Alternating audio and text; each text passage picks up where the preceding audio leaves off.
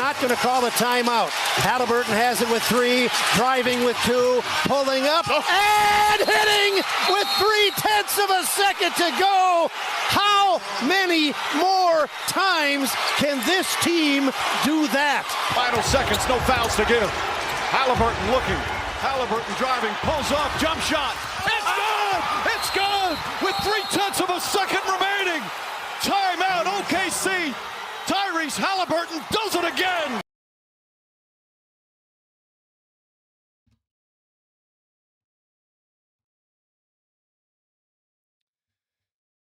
ABC, Pacers Radio Network.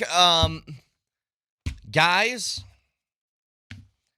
I think I found something. I've been looking for an answer for a long time, and I didn't ever think there truly was one until now. I know who Jamal Murray is. He's Halliburton. Look at the numbers overall. Tyrese Halliburton can have a game in which he explodes for huge numbers, does great, and then he can have a game where he does a lot of nothing. And inconsistent overall. But guess what? You give that guy a chance to bury you, he's a killer. And that's the same with Jamal. Jamal, after all of these, so-so to bad playoff performances that he's had, I don't think it's been as much as people make it out to be.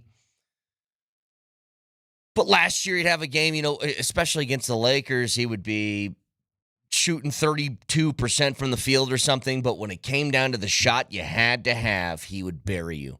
What Tyrese Halliburton has done late in games with a chance to win or tie this year, I think is an all-time historic thing. All time.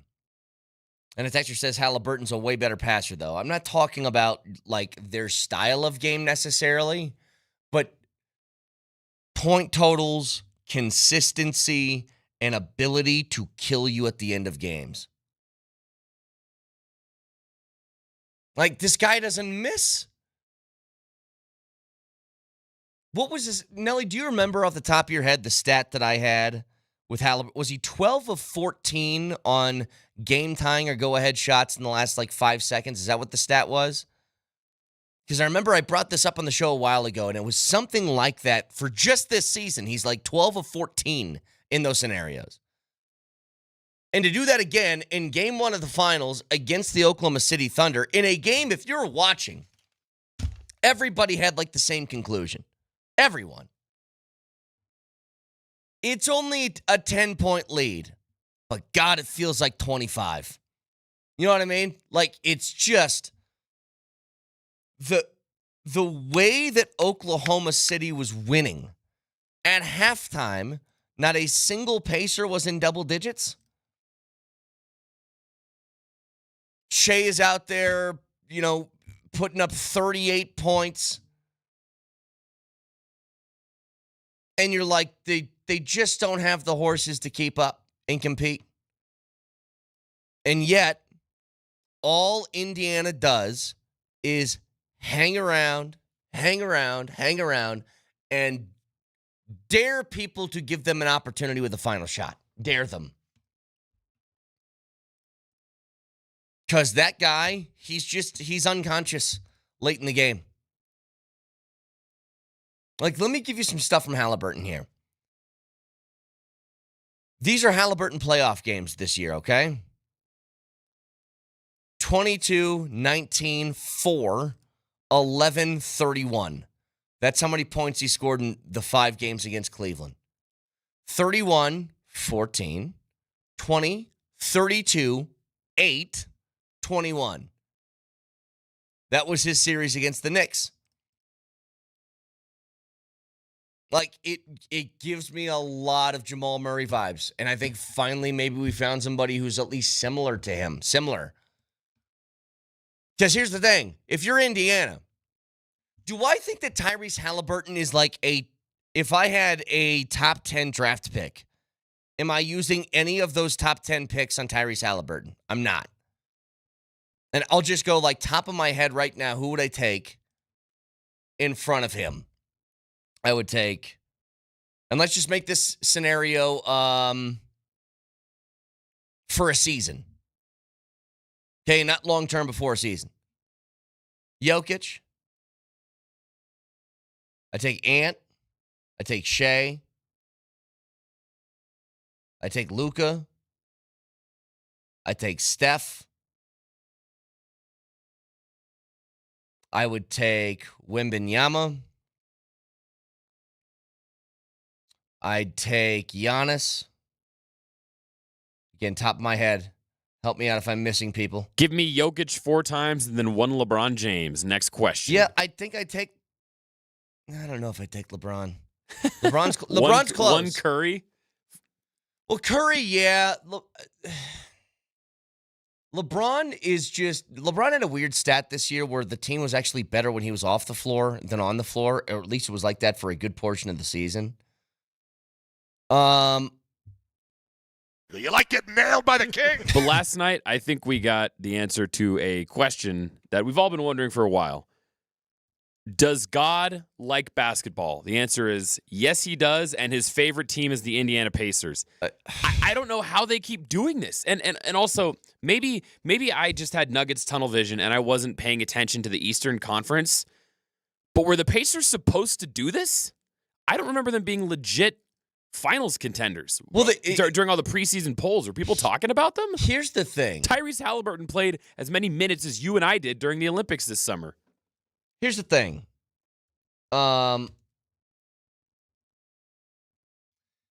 Indiana made the conference finals last year. They were close. But I think it's a lot of this, Nelly, and I was thinking the same thing when they're in the middle of this playoff run. And here's what I realized. It's not my fault, okay? And here's why it's not my fault. You are going to be skewed in a way that you can't pay attention to everything.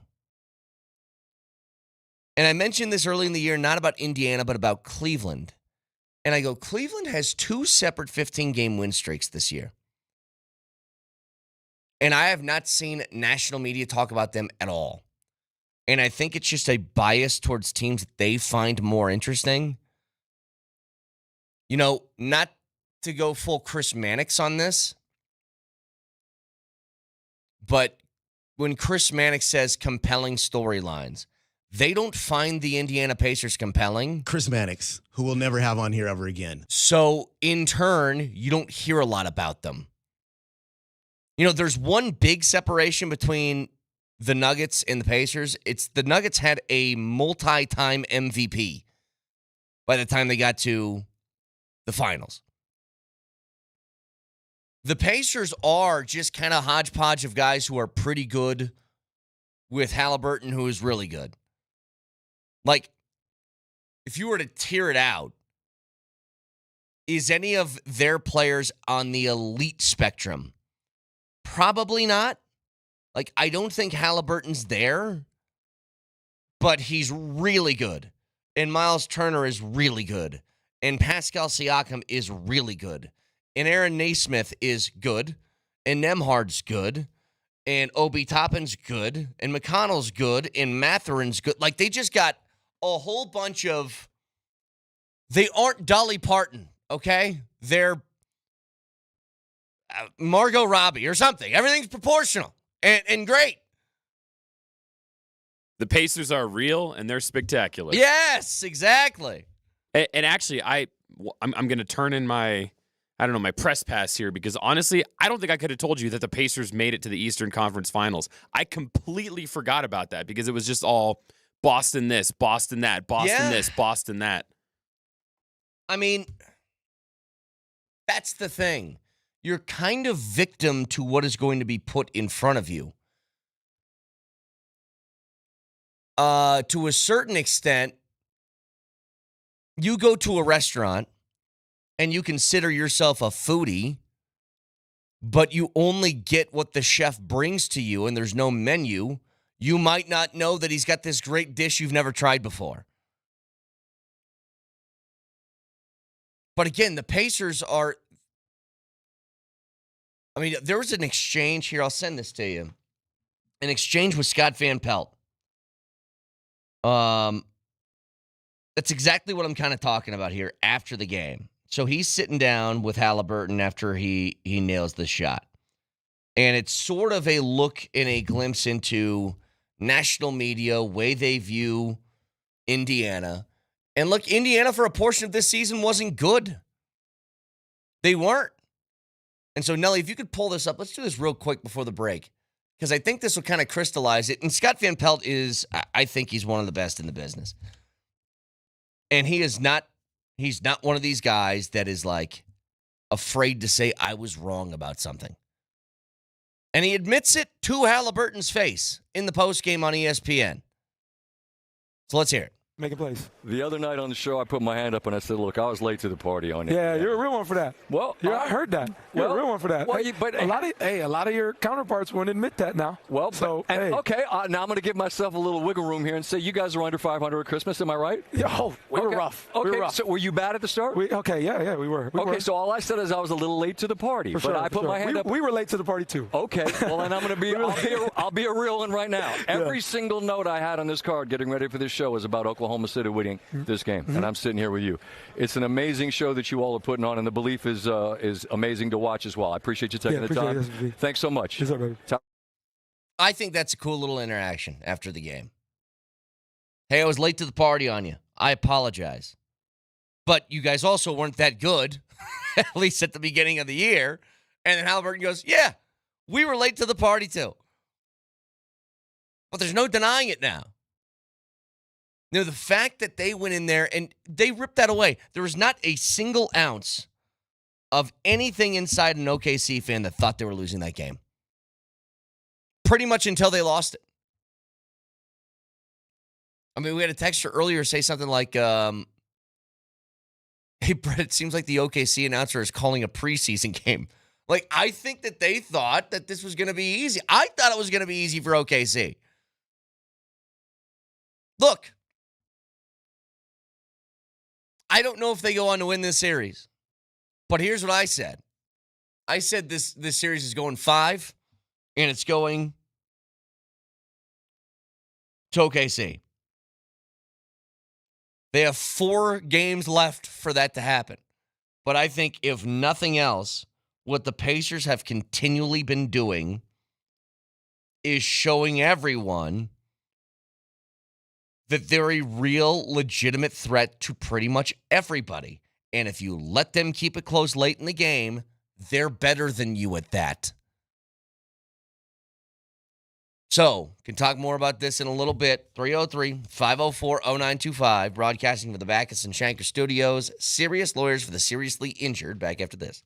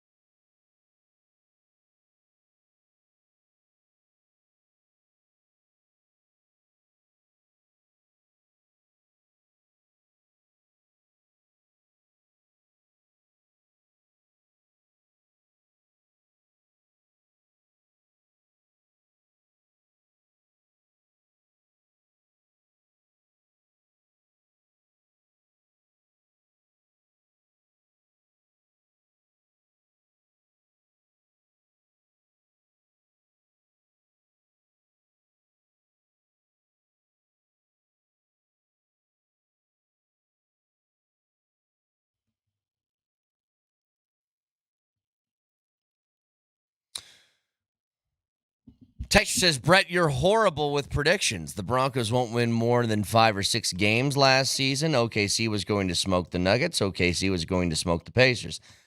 Okay. Broncos thing, fair. I think a lot of people thought the same way I did. OKC smoked the Pacers. Also fair. Now it's a game into the series. We'll see. But yes, I did say that. I didn't say that about the Nuggets series. I said the Nuggets had a distinct advantage. I said the Thunder were better than the Nuggets. They were a better team. Where I was really wrong in that series was I thought if the game was close late that the Nuggets would win, and it actually turned out to be the opposite. Ironically enough. I didn't think that they would smoke the Nuggets, but they were certainly better. And if you think I was wrong on that, then, well, first of all, they won the series. Second of all, I think it's pretty clear when they could go 8, 9, 10 deep, and you're playing guys with one arm and one leg as a starter, kind of tells a story. I get no problem admitting I'm